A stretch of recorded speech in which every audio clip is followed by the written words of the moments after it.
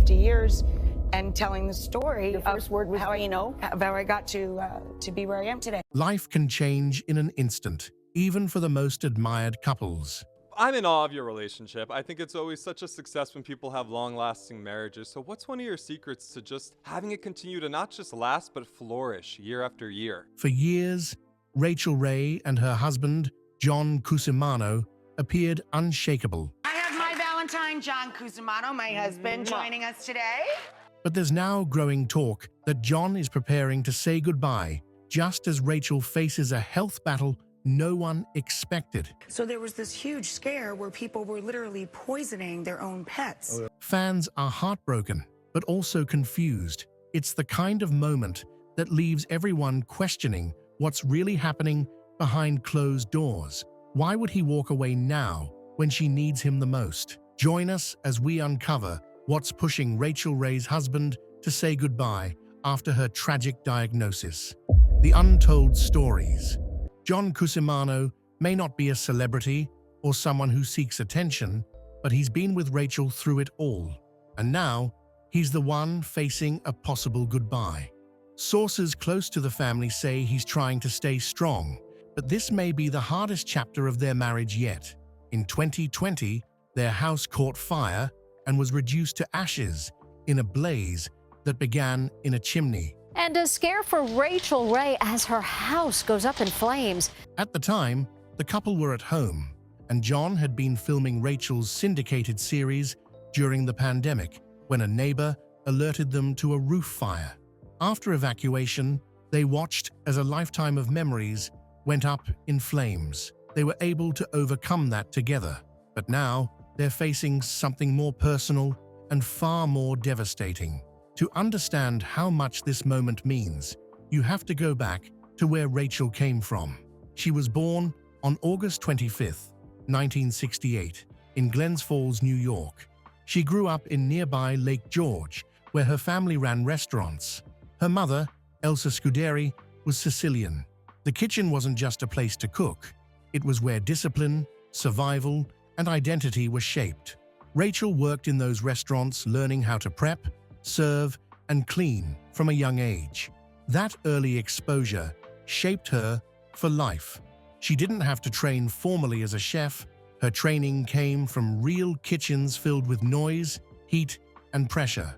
She graduated from high school in 1986. Shortly after, specifically in 1995, Rachael left Lake George for New York City, where she took up her first real job there at Macy's. She started in the candy department but moved over to accessories. It was a decent job, but it didn't last because she didn't enjoy the retail culture and the pace of the fashion world didn't feel like home. That brief stint taught her that if she was going to work hard, it had to be in something she actually cared about. Next came a position at Agata and Valentina, an upscale Italian grocery store on the Upper East Side. The store was known for its imported cheeses, oils, and fresh produce. At the gourmet market, food was appreciated and not just sold, and working there gave Rachael a crash course in ingredients she'd only heard about from her Sicilian relatives. She began to understand how real flavor was built from small choices. More importantly, she saw how people shopped for food with care when they wanted to cook for someone they loved. But New York, with all its noise and endless pace, still didn't feel like a place to stay. By 1996, she had returned to her roots. Back in Lake George, she accepted a job managing Mr. Brown's Pub at the Sagamore Resort, a luxury destination on a private island in the Adirondacks.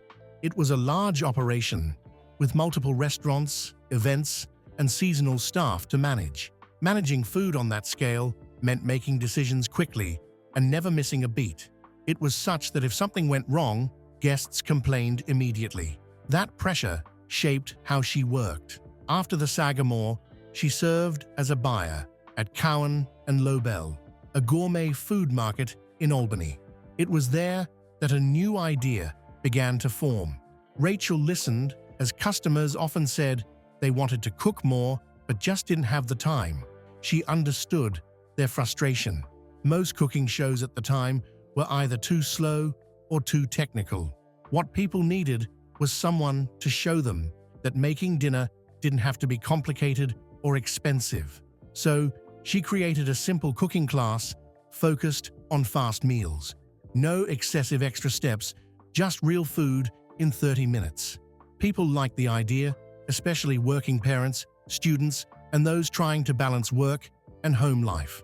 The success of those classes led to a weekly segment on WRGB, the local CBS station in Albany. She wasn't a trained broadcaster, and she didn't pretend to be. She treated her kitchen like a friend's kitchen, not a studio set. Her popularity on local TV led to a small cookbook deal. It was titled 30-Minute Meals, just like her classes, and it sold well enough to catch the attention of the Food Network. In 2001, they gave her a shot. The network launched 30-Minute Meals as a daily program, and from the first season, it was a success. While other chefs focused on technical skills or gourmet plating, Rachael showed viewers how to make a full dinner before their kids even finished homework. She showed them how to improvise when they didn't have all the ingredients. If she burned something, for example, she'd say so, and if she dropped a spoon, she picked it up and moved on. She just made food feel doable. Over the next 11 years, the show ran for 18 seasons. She didn't chase trends or switch things up to look cooler. She stuck with fast meals, easy ingredients, and clear steps. By doing that, she didn't just become a TV host. She became part of people's lives. Her catchphrases like E vor extra virgin olive oil, G bor garbage bowl, and Yummo became popular. Viewers used them at home without thinking. During those years, her books became bestsellers. She published over a dozen cookbooks, many based on the 30-minute meals concept. Each one was filled with recipes that were quick, honest, and accessible. All she had was just a desire to help people eat well without stress. That practical approach helped define an entire era of cooking television. She wasn't the first to cook on screen, but she was among the first to do it in a way that truly felt like you could follow along without pausing to look something up. By the early 2000s, Rachael Ray had become more than a chef or host. Her style of cooking created a new category of food content that didn't rely on chef credentials but on real-world experience and relatability. And she did it all without formal culinary training. What she had instead was a lifetime of working in restaurants, grocery stores, and resorts, just everyday places where food was about people. And as we're about to reveal to you, the next chapter would push Rachael even further into the spotlight. Keep watching. A career built on real life and connection. In 2006, she launched The Rachael Ray Show, a daytime talk show produced by CBS and Harpo Productions. This is the same Harpo founded by Oprah Winfrey. Unlike her earlier programs, this one wasn't just about food. It brought in celebrity guests, everyday problem-solving, home makeovers, fashion, wellness, and of course, cooking.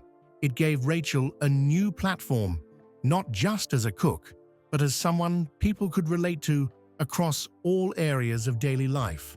From the beginning, the show had strong ratings. Viewers didn't just want recipes anymore. They wanted a friend in the room, someone who could talk to celebs like Jennifer Aniston one moment, then show how to make a budget dinner the next. Rachael moved between those two worlds with ease. She didn't change her style or try to act polished. She stayed real, and that's what made it work. And the industry noticed. The Rachael Ray Show won multiple daytime Emmy Awards over the years, including Outstanding Talk Show.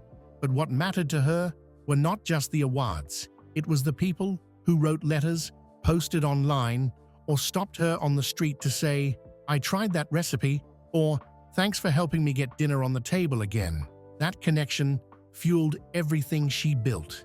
It was why, just a year earlier, she introduced Every Day with Rachael Ray, a monthly magazine that followed the same idea of fast meals, simple living, and helpful ideas. It was packed with recipes, travel tips, product pics, and lifestyle articles. It quickly became one of the best-selling food and lifestyle magazines on shelves.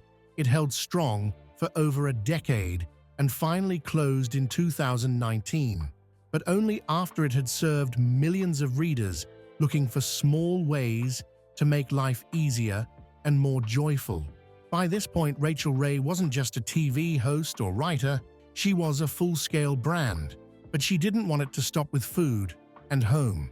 In 2008, she launched Nutrish, a premium dog food line inspired by her own pit bull, Isabu. She worked with pet nutritionists to make sure the ingredients were clean and safe, but she decided to give away every penny she made from it. A portion of proceeds from each sale from Nutrish goes to animal rescue groups and shelters through her charity, Rachel's Rescue. This was personal to her. Rachael and John had rescued multiple dogs over the years, and they knew what it meant to give an abandoned animal a second chance. That decision to give it all away was a reflection of what mattered to her most. Over the years, her product line grew. She released cookware, kitchen tools, sauces, and pantry staples. Each item carried the same message of everyday solutions and nothing complicated. Whether it was a spoonula or a pasta sauce, it was made to make home cooking just a little easier. The consistency in her brand wasn't by accident. She didn't license things out blindly. She stayed involved, hands-on, in every detail. Then came the pandemic. Like everyone else, Rachel's life changed overnight. By 2020, her talk show production had to shut down. For some hosts, that meant going dark. But that's not for Rachael. She moved the whole production into her home in Lake Luzerne. With John filming, they created a stripped-down version of the show. No makeup team, no producers, no audience. Just Rachael in her own kitchen, cooking meals with what she had on hand. The episodes were more intimate and less polished, but that's exactly what people needed at the time. She was just living the same reality as everyone else, trying to make it work. That shift made her even more relatable. She shared the frustrations, the untold moments, and the losses. It brought her even closer to the audience she'd spent her career building. But that wasn't always easy. When fire broke out in the chimney of their home, they stayed strong. In fact, they kept filming, working from guest homes, temporary setups, and eventually the rebuilt space. For viewers, this wasn't just inspiring. It was comforting to watch someone walk through loss and still show up. By adapting so openly, Rachael didn't just save her show, she deepened its impact. People weren't tuning in for tips anymore. They were tuning in for connection. And that's what her entire career has really been about. Whether it's 30-minute meals, talk show interviews, or pet food profits given away to shelters, Rachael Ray always circles back to helping people through real life. Now, as things shift once again, that same foundation is being tested in a much harder way. When TV began to change, Rachael Ray moved to digital platforms where people wanted fast, useful food content. Her cooking videos appeared on YouTube, Instagram, and Facebook. They were short, simple, and focused on real meals. While others struggled to adapt, Rachael stayed consistent.